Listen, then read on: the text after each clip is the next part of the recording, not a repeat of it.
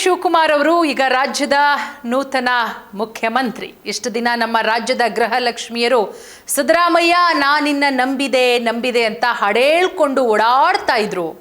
ಹೊಸ ಹೊಸ ಫ್ರಿಡ್ಜ್ಗಳನ್ನು ತಗೊಳ್ತಾ ಇದ್ರು, ವಾಷಿಂಗ್ ಮಿಷಿನ್ಗಳನ್ನು ತಗೊಳ್ತಾ ಇದ್ರು. ಬಂದಂಥ ಗೃಹಲಕ್ಷ್ಮಿ ಹಣದಲ್ಲಿ ಚಿಕ್ಕದಾಗಿ ಬ್ಯಾಂಗಲ್ ಸ್ಟೋರು ಏನೋ ಒಂದು ಇಟ್ಕೊಂಡು ಜೀವನ ಮಾಡ್ತಾ ಇದ್ರು. ಸಿದ್ದರಾಮಯ್ಯ ಅವರ ಫೋಟೋ ಇಟ್ಕೊಂಡು ಪೂಜೆ ಮಾಡ್ತಾ ಇದ್ರು. ಈಗ ಇನ್ನು 24 ತಿಂಗಳು ಡಿ.ಕೆ. ಶಿವಕುಮಾರ್ ಅವರ ಫೋಟೋ ಇಡ್ತಾರಾ? ಡಿ.ಕೆ. ಶಿವಕುಮಾರ್ ಸರ್ ನಾವು ನಿಮ್ಮ ನಂಬಿದ್ದೀವಿ ಅಂತ ಹೇಳಿ ಹಾಡ್ತಾರಾ? ನೋಡಬೇಕಾಗತ್ತೆ. ಈಗ ಶುರುವಾಗಿದೆ.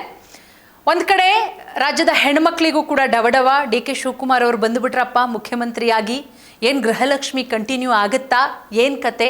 ಈ 2,000 ಇದ್ದದ್ದನ್ನೇನಾದರೂ 5,000 ಮಾಡ್ತಾರಾ ಅಥವಾ ಅದನ್ನು ಡಬಲ್ ಮಾಡ್ತಾರಾ, 4,000 ಮಾಡಬಹುದಾ?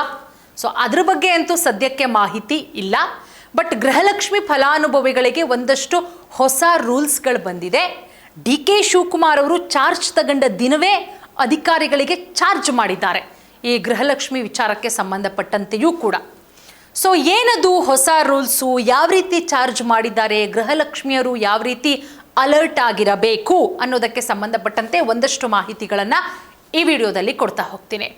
ನೋಡಿ, ಗೃಹಲಕ್ಷ್ಮಿ ಫಲಾನುಭವಿಗಳಿಗೆ ಹೊಸ ರೂಲ್ಸು, ಬಯೋಮೆಟ್ರಿಕ್ ಕಡ್ಡಾಯ. ಈ ಕೆಲಸ ಏನಾದರೂ ನೀವು ಮಾಡಲಿಲ್ಲ ಅಂತ ಹೇಳಿದ್ರೆ ನಿಮಗೆ ಬರ್ತಾ ಇರುವಂತಹ 2,000 ರೂಪಾಯಿ ಹಣ ನಿಲ್ಲುತ್ತೆ, ಹುಷಾರಾಗಿರಿ. ಮಹತ್ವದ ಬದಲಾವಣೆ.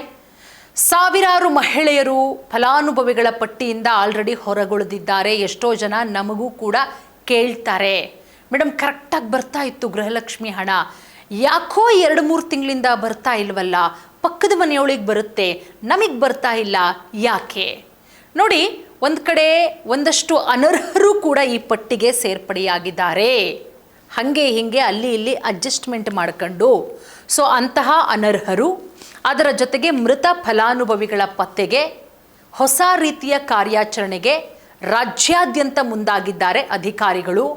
ಸೊ ನಿಮಗೇನಾದರೂ ಈ ಯೋಜನೆಯ ಲಾಭ ಕಂಟಿನ್ಯೂ ಆಗಬೇಕು, ನಿಮಗೆ ಬರ್ತಾ ಇಲ್ಲ, ಇದು ಹೇಗೆ ಬರ್ತಾ ಇದೆಯೋ ಗೃಹಲಕ್ಷ್ಮಿ ಹಣ ಅದೇ ರೀತಿ ಹಣ ಕಂಟಿನ್ಯೂ ಆಗಬೇಕು ಅಂತ ಹೇಳಿದ್ರೆ 1 ಟೈಮ್ ಬಯೋಮೆಟ್ರಿಕ್ ಕಡ್ಡಾಯ.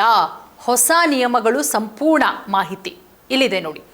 ರಾಜ್ಯ ಸರ್ಕಾರದ ಅತ್ಯಂತ ಜನಪ್ರಿಯ ಮಹತ್ವಾಕಾಂಕ್ಷಿ ಯೋಜನೆ ಗೃಹಲಕ್ಷ್ಮಿ ಹಂಗೂ ಹಿಂಗೂ ಮಾಡಿ 3 ವರ್ಷಗಳ ಕಾಲ ನಡ್ಕೊಂಡು ಹೋಗ್ತಾ ಇದೆ. ಈಗ ಡಿ.ಕೆ. ಶಿವಕುಮಾರ್ ಅವರ ನೇತೃತ್ವದಲ್ಲಿ ಇನ್ನು 2 ವರ್ಷ ನಡ್ಕೊಂಡು ಹೋಗಿ ಮತ್ತೆ 2028ರ ಚುನಾವಣೆಯಲ್ಲಿ ಏನಾಗುತ್ತೋ ಕಾದ್ ನೋಡೋಣ. ನೋಡಿ, ದೊಡ್ಡ ಸಂಚಲನ. ಪ್ರತಿ ತಿಂಗಳು ಮನೆ ಯಜಮಾನಿಯ ಖಾತೆಗೆ ಒಂದಷ್ಟು ಅಡೆತಡೆಗಳ ನಡುವೆಯೇ ಜಮೆಯಾಗ್ತಾ ಇದೆ 2,000 ರೂಪಾಯಿ.